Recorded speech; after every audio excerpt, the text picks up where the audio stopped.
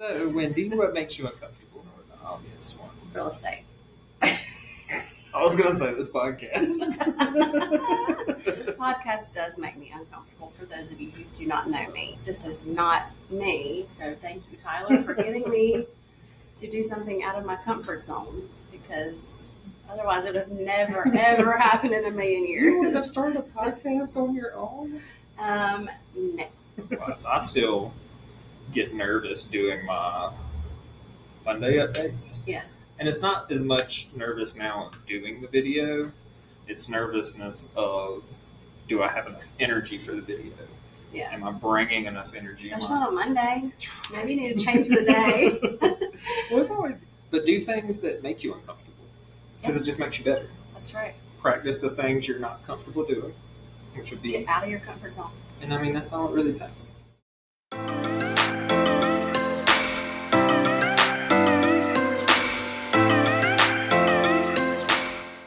All right. It's been a while since we've been back in here. Hey. Yeah, it has. All right. Been a little minute. So, today we're going to talk about being uncomfortable. That's right. Which I'm never uncomfortable. Ever. Ever. Wendy's a superstar. You'll never see her sweat. You will see me sweat, however, because I just sweat a lot. That's just because it's a little warm in here. I'll go touch the air if we need to again. So, this will be episode 6, Class and Sass. Wondering if we should do the intro for the YouTube part. Then probably not. We should be good there. We have the intro for the podcast part. Yeah, we'll be good. All right. So, trying to think. And I was being facetious about never being uncomfortable. For those people that don't know me. I don't know what facetious means. What? It means exaggerating. You're being facetious. not telling the truth, or yeah. Okay. So we'll actually start with you, because I really don't know what makes me uncomfortable. I will be Good for facetious you. as well. I'm never uncomfortable. No, that wouldn't work in that sentence.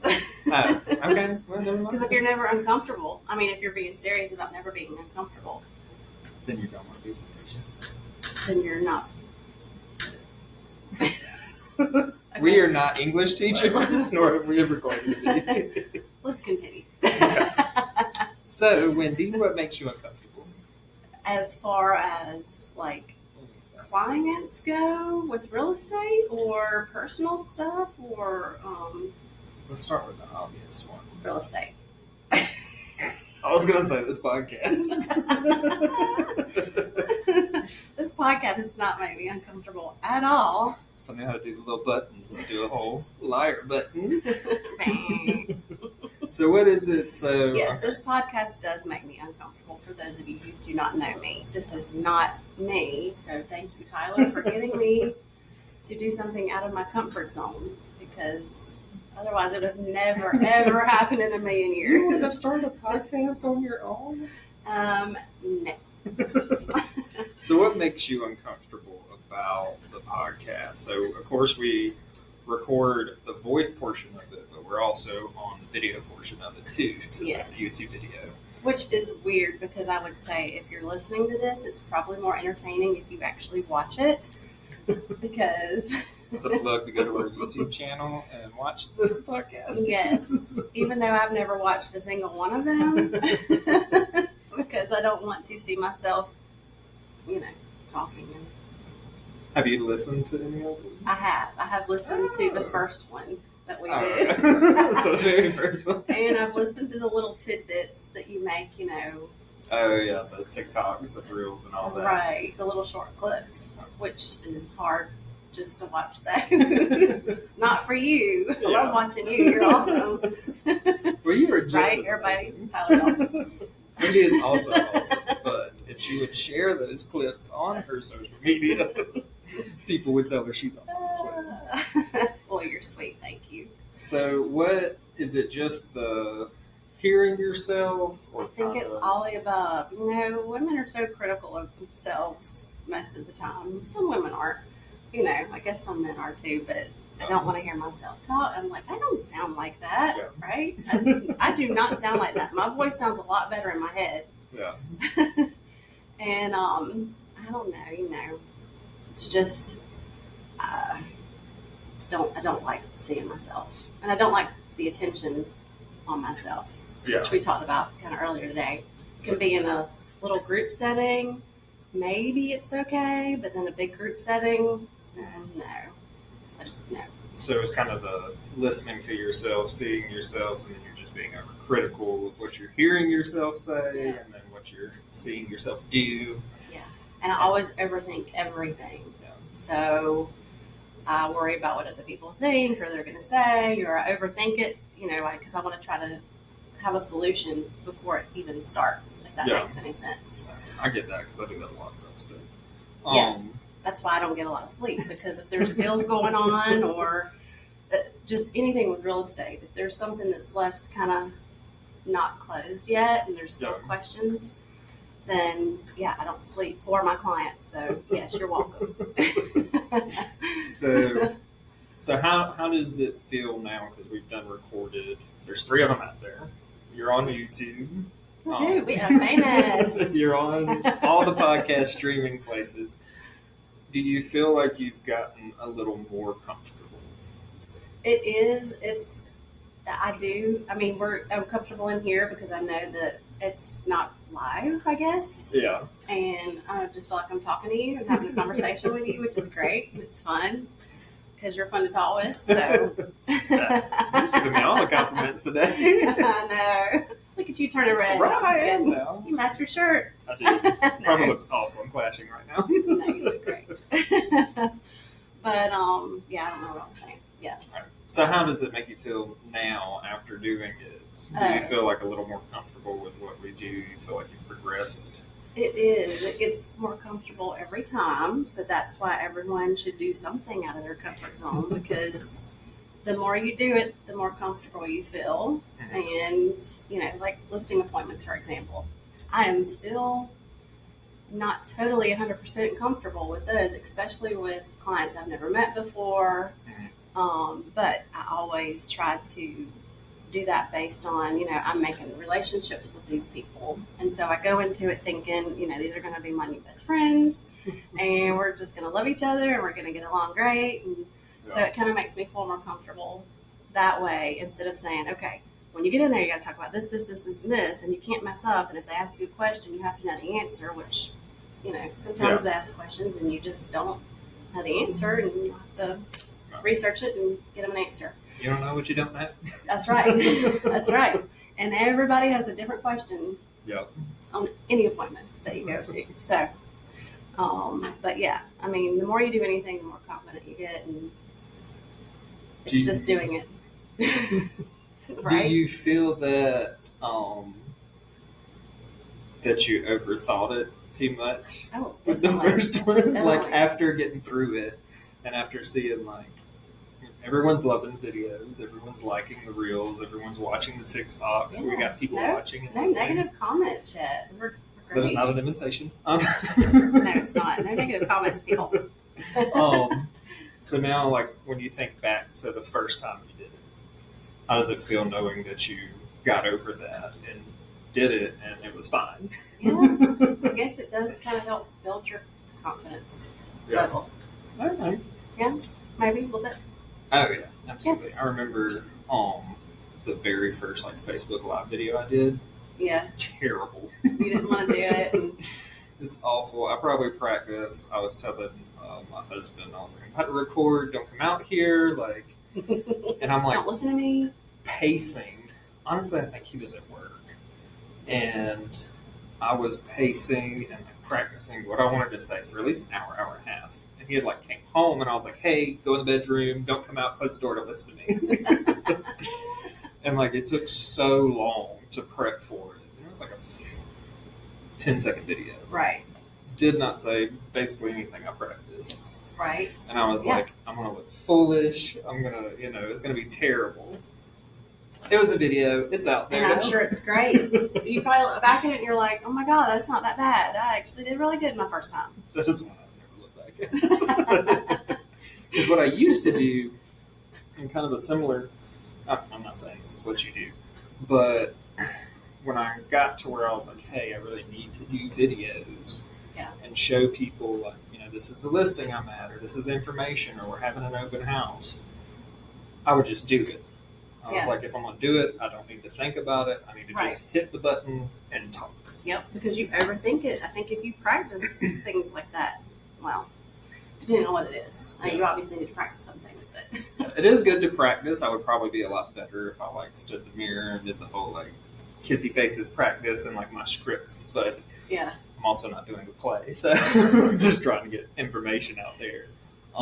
It was like when I was on a team before, and we did some videos. I want to say maybe monthly. I can't remember. And we would write down kind of exactly what we were supposed to talk about, and it was more structured. It was, one day we'd talk about repair requests, or one day we'd talk about what buyers need to do, or sellers, different things like that with real estate. So I would make my little points on bulletin points on this paper, and I couldn't even remember my own name.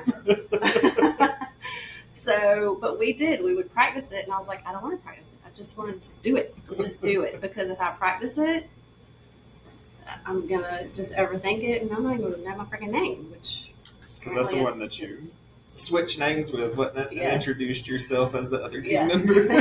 I said, hi, my name's Tyler, and this is Wendy. Wait a minute. That is so not right. And I was 100% serious.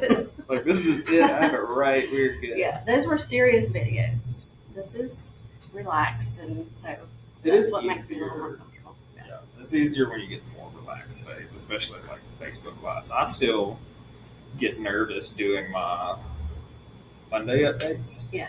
And it's not as much nervous now of doing the video.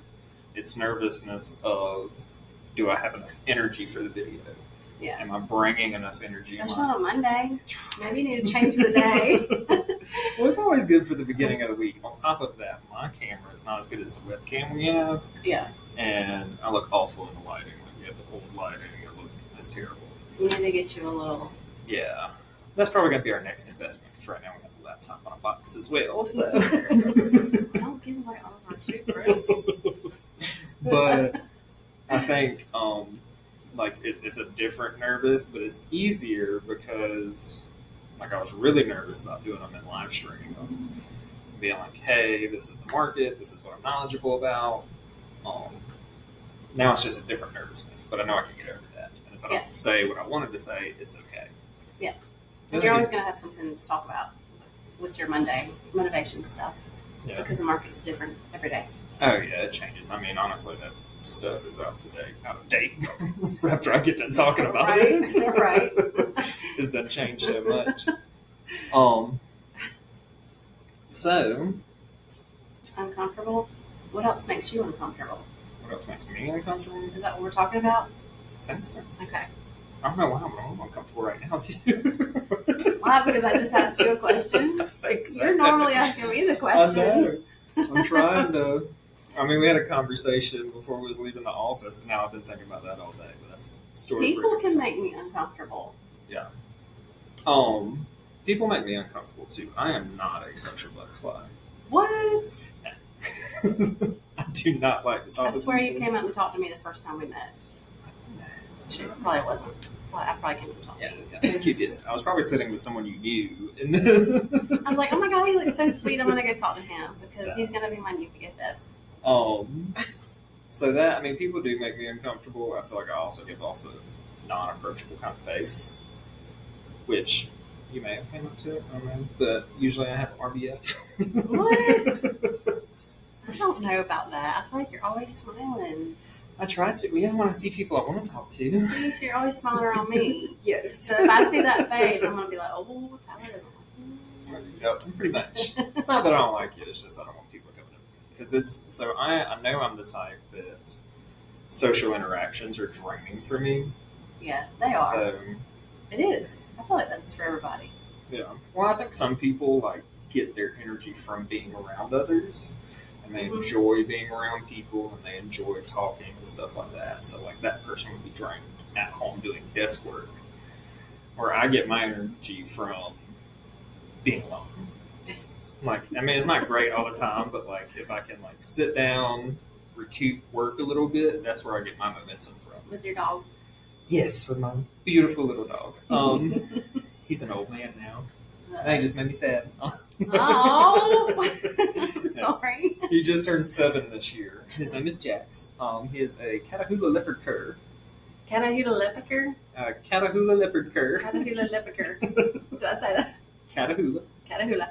Leopard. Leopard. Cur. Cur. There you go. Say that 3 times fast. But he turned 7 this year, so now he's technically a senior citizen. Because how old is that? Yeah. Sorry, I turned it down. No, you're fine. But yeah, go ahead. All right, what was you gonna say? I wondered, like, what 7? That's not dog years. That's people years. Yeah, so he's 7 years old. So 7 times 7. That's 36. We're real estate agents. We're We're not math teachers. No, don't ask us to do math. I mean, normal comments. So, I mean, people can make me uncomfortable. I know you have some stories on that one too. But I was trying to think. Yeah, some of my clients have put me in some uncomfortable position. No. Uncomfortable positions. Welcome to the X-rated version of Class and Sass. I did not mean it that way. I did not mean it that way. Let me clarify that. Uncomfortable situations. That's the word I was looking for. Thank you. Now who's the cover of my shirt? Oh, that would be me. So, yeah, I mean, you know, I think I make my clients feel too comfortable around me. Mm-hmm. So maybe that's why they feel the need to touch, you know, my face or, you know. Or it's just like the that. audacity of them. Right? Which is our next episode, which will be out before this one. I have been given way too long of a hug, you know. That's always so. Which was very uncomfortable. I'm not a touchy person, and that was before COVID. Yeah, you're not a touchy person either, are you? Did we have that conversation? Like, kind of in between? It depends. I don't like PDA, so don't do any of that. But I mean, if it's like my clients, and yeah, I love hugging them if they are okay with that. Since COVID, it's kind of messed things up because before I would hug all of my clients, and during COVID, it was like, you know, the wave from far away with the mask, and then it was the fist bump, and now it's kind of like you don't know what to do now. I'm kind of glad for the procedures that came out of COVID for social distancing. Mm-hmm. Just because I don't like people. It's not that I don't like. And he people. loves his clients. And he takes very good care of them. I do love my clients. I get emotional with my clients. And yeah. Like, some of them have left me reviews, and I'm just like, I'm crying. I know. Because they're so sweet. Very connected with my clients. Yeah. But as far as like people in general, one is reading the room. You have to be able to do that, I think, in order to be a real estate agent. You have, to read the room or be comfortable with people. To read the room, to know, like, to be able to, you know, what's the word I'm looking for? Like, kind of mimic your clients in a way. You want to be able to. So you can connect with them, connect with your clients, connect with any customers and stuff. Yeah. But I enjoy it because I don't like people all up in my business, like, you know, especially if I'm in the grocery store line and someone's like with their buggy right up on me. Gosh. Or like, right? You know, I get on to my husband when he does that. He'll get so close to people. I'm like, back up. You are like all in their space. Come on. What if they back up and they like run into your buggy or cart or whatever you guys want to call it? And we've had those conversations, me and my husband have, about just like, don't touch people unwantedly. Right? You would think that would be a given, but apparently it's not. Like, keep your hands, like, these are elementary school kind of like standards, is keep your hands to yourself unless you know. Like, you can tell. To walk down the halls with your hands behind your back or like in elementary school on your legs when you're walking down. Yeah. So, yeah, I'm not a hugger. There's certain people I will hug, but also it's like reading that room of if you first met somebody, I'll shake your hand or like offer the courtesy of something. Yeah. But I'm not gonna just walk up to you and grab your necklace or smack my ass and say, "Good job there, buddy." Yeah, that's not appropriate. But no, it's not appropriate. So don't be out there doing that, kids. Yeah. But I think, but Just reminiscing. So, but it is okay if you totally match an open house you're doing. Elaborate. And you want to have a photo session. So we're going to go into that one. I'm going to let you tell your stories since it's yours, because this is a moment where Wendy was completely comfortable. Not really. I wasn't. I was actually uncomfortable, but I had to do it because it's just, you had to do it. I mean, you saw some of the pictures of that house. It was like red, black, and white. That's it. Red, black, and white. I'm talking about the bathtub was red, the sheets, the comforters, the pillows, the dining room. Also, like kitchen backsplash. The kitchen backsplash, The table was black. And I think, were the counters red? They probably were. Like it was a cool house, but it was also quirky with the color combination. Something you would see like maybe in California, not in South Carolina. The low upstate South Carolina. That's right. I mean, so when you dress to match the house, you have to have a photo session. So where was this photo session at exactly? It was in different places in the house. Mm-hmm. And the number one photo that came up of this house. Well, the one everybody loves to see. Oh, God. It was very tasteful. I just plopped myself on the bed and I matched the sheets, and it was really great. So she was fully my lender and I got a little bored. Your dress was like a black and white with like black lines, right? Like it was kind of like geometric, kind of like so a bunch of shapes. And the comforter on this bed was the same, correct? Yes. Like it was just matched perfectly. It did. So Wendy crawled fully onto the bed, high heels and all. Gave a wonderful pose. I wish we could see it. I just want to like put the picture up there with it.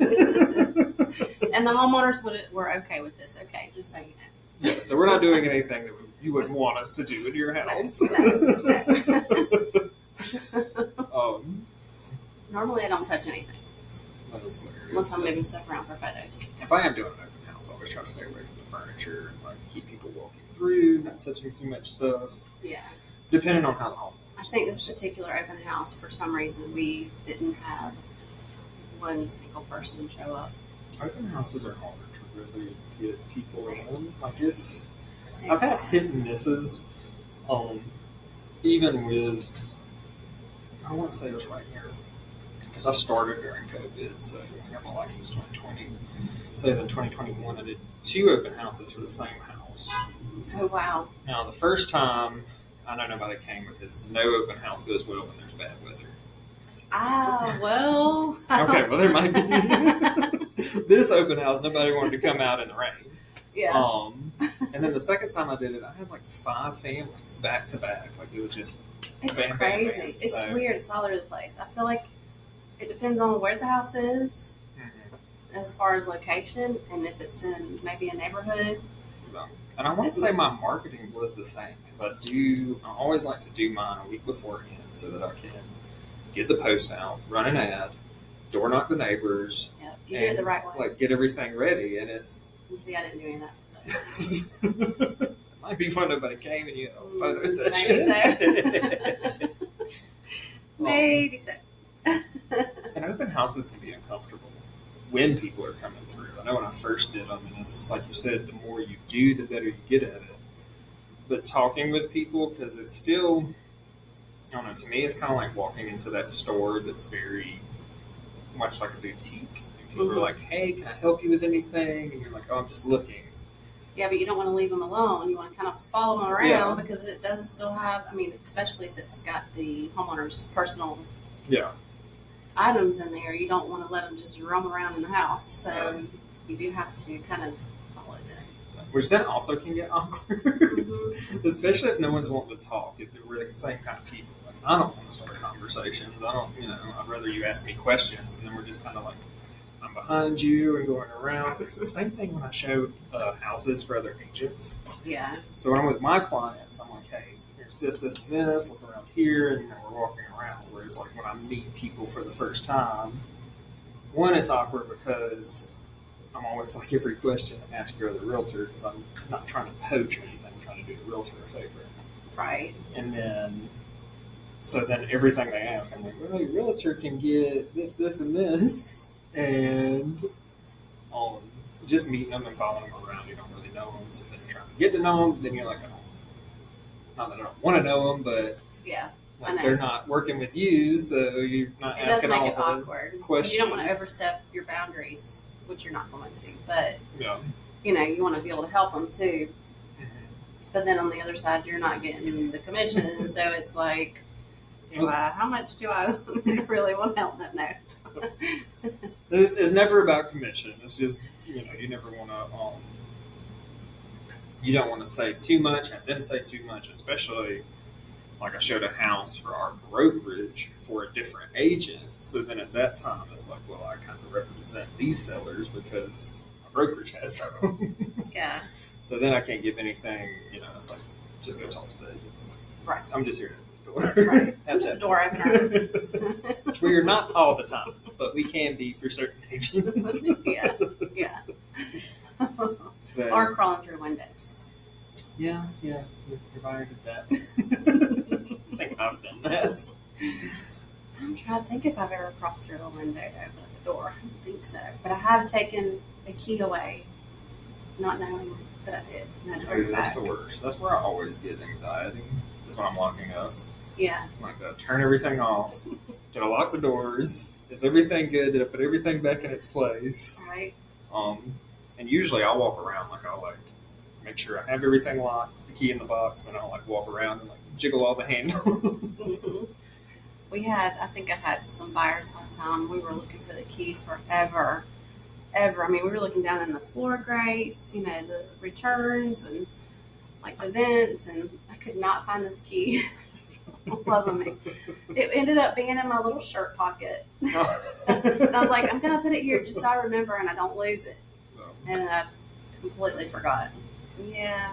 I saw a home inspector do something once, and depending on where I'm at and how busy things are, I'll do the same thing. So if I get the key and it's just one key, mm-hmm. I'll just unlock the door and leave it unlocked. Yeah. Because I know my buyers, and I trust them, and I'm with them anyways, and then I'm not worried about anybody running up and grabbing the key. I'm always worried that somebody's going to come run in the front door, so I always close it. Now, if it's overlapping showings, there's multiple people there, then I'll, if I'm unlocking it and other people show up, then I'm going to put it back in the lockbox. Oh, yeah. So. Yeah. I always do that, too. It always surprises me when agents, hand me the key. That does surprise me. With multiple showings. After. Yeah. Which I even tell my sellers, I'm like, I don't do overlapping showings just for the fact that I don't know how many people are here, and if something goes missing or something happens, right, we don't know who to go back to besides the first one that opened the door. Yeah. Because I've had a couple times where seller can call me like, hey, such and such happened. Nothing big. One person was like, I think they had kids. They played with my kids' stuff, and then they got on my kid's bed. Oh my gosh. So of course call the agent. The agent's like, no, the kid was with us all the time, so it was never a toy. So it was, what a big deal. The seller was okay with it, but she was like, eh. Yeah, so there's times where you start getting kids. Well, not really. You should not let your kids run around the house playing with other people's stuff. So you shouldn't have young kids go with you, but I know sometimes you have to.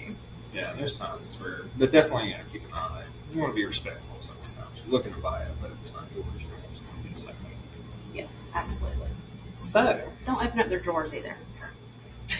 Or personal drawers. I don't open up drawers. I do open up closet doors. Yeah, closet's different. Closet's okay. You want to see if there's space. I'm not going to go through your dresser drawer. Oh my gosh.